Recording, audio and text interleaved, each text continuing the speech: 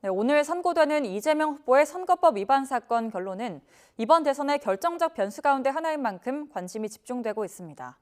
특히 유죄 취지로 대법원이 판결을 내리면 이 후보 출마가 어려워질 수 있다는 관측도 나오는데 실현 가능성은 어떨지 우종훈 기자가 짚어봤습니다.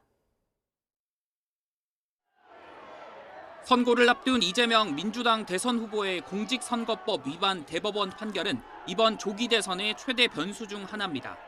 만약 대법원이 항소심을 깨고 유무죄를 직접 판결하는 파기자판을 통해 당선 무효형을 확정할 경우 이 후보의 출마 자체가 어려워질 수도 있기 때문입니다.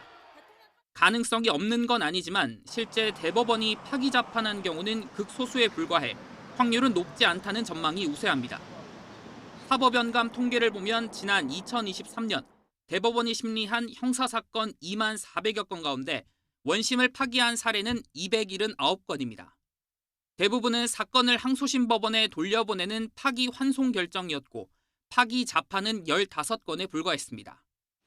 이 같은 전례와 상관없이 사건 자체가 자판, 그러니까 직접 판결할 수 없는 성격이라는 분석도 나옵니다.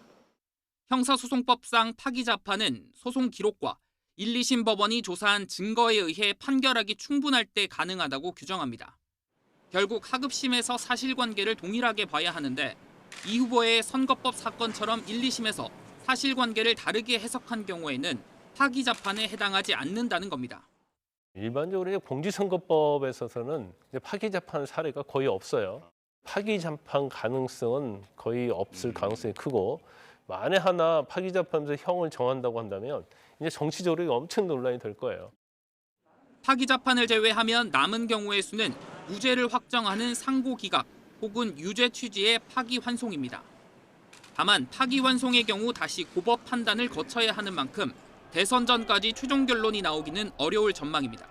YTN 우종훈입니다.